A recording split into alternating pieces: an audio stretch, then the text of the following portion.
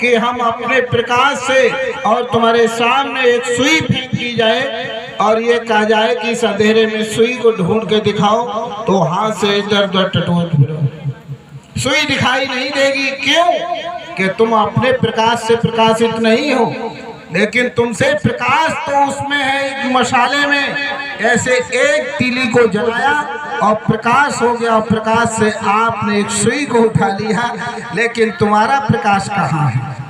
आप प्रकाशवान आज तक नहीं बन पाए, और शब्द के ऊपर ही तो सत्संग चल रहा है।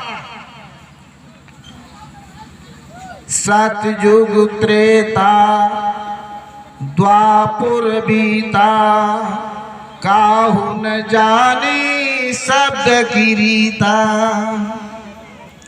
सतयुग में योगी, ज्ञानी और विज्ञानी हो गए, बड़े बड़े शूरवीर पराक्रमी योद्धा हो गए, बड़े बड़े संत महात्मा फकीर पैगंबर हुए उस समय भी, और धर्मार्थी भी हरिश्चंद्र हुए, मोरध्वज हुए, बड़े बड़े सत्यवादी लोग हुए, लेकिन शब्द की पहचान सतयुग में भी नहीं कर पाई, सतयुग में भी नहीं कर पाई।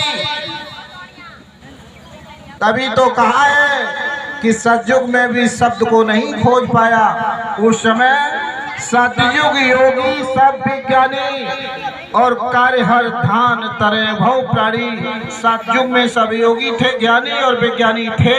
जीवात्मा सीधी आती और जाती थी, परमात्मा का दर्शन करने के बाद पुनः इस मानव तन में और मानव तन से पुनः उस लोक में, उस लोक से इस धराधाम पर आती जाती रहती थी, लेकिन शब्द की रीत नहीं समझ पाई, ये चला गया।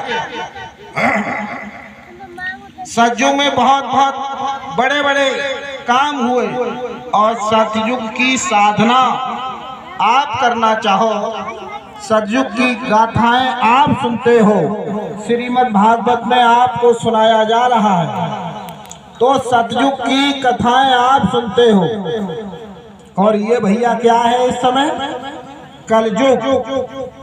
तो सतयुग में मनुष्य की आयु 1,00,000 वर्ष की होती थी, और हड्डियों में प्राण थे।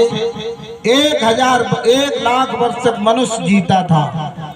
तो सतयुग वाली साधना आप कर पाएंगे इस समय? यहाँ नहीं कर पाओगे, क्योंकि हड्डियों में प्राण थे। और सतयुग की गाथाएं आप सुन रहे हो, चाहे रामायण में कोई सुनाए, चाहे और किसी में सुनाए, चाहे श्रीमद् भागवत में आपको सुनाए, लेकिन आपका लक्ष्य, आपका निशाना अब कलयुग में सतयुग वाला नहीं रहा है। आप कारगर नहीं हो सकते, इसलिए सतयुग में शब्द की रीत को लोग नहीं समझ पाए, इसलिए त्रेता लग गया। त्रेता में राम पैदा हो गए, राम पैदा हुए, और राम ने भी शब्द की रीत को नहीं समझ पाया। बड़े बड़े ऋषि मुनि महात्मा फकीर पैगंबर त्रेता में भी हो गए। विश्वामित्र, वशिष्ठ, वाल्मीकि बड़े त्रिकालदर्शी महापुरुष हुए, लेकिन उन्होंने साधना के माध्यम से, अपनी दृष्टि के माध्यम से दृष्टि गोचर होकर के, लेकिन शब्द को वहां भी नहीं उन्होंने पकड़ पाया। त्रेता भी बीत गया और द्वापर लग गया। द्वापर में व्यास जी, जिन्होंने महाभारत को लिखा, लेकिन उन्होंने भी शब्द को नहीं पकड़ पाया, किसी महात्मा ने नहीं पकड़ पाया। द्वापर में भी, और जब द्वापर में नहीं पकड़ा, त्रेता में नहीं पकड़ पाया, सतयुग में शब्द को नहीं पकड़ पाया। अरे सत्संग आपने पूरा सुन लिया, आखिर शब्द है क्या?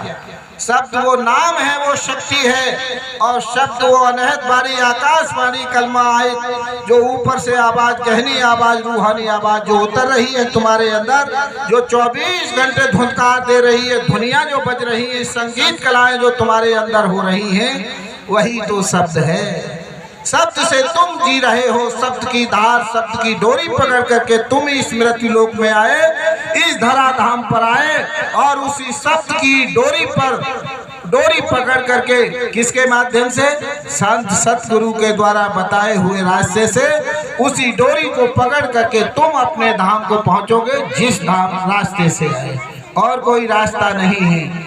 तब फिर क्या देखा?